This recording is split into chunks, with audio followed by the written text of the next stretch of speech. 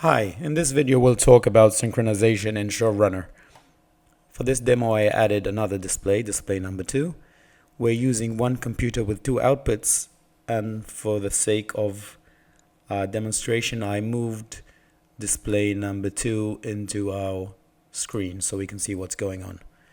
So by default each layer is synchronized separately, so I can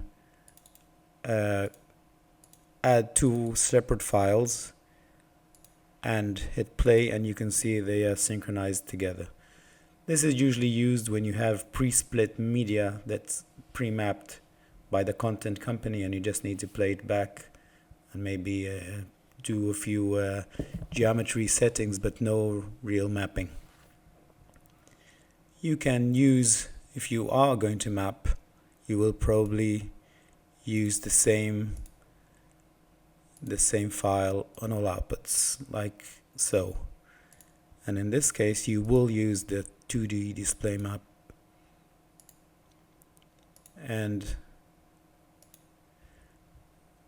you can see it's running on the top of the first display. If I want to add another layer, you can see this time it's going to be on layer number 2, and I'm going to play also the same file on this layer, and you can see it is playing on a different timecode. It's not synchronized together. What we can do is we can synchronize to layer number 1, and as soon as we hit play you're gonna see it's gonna run and synchronize to layer number 1.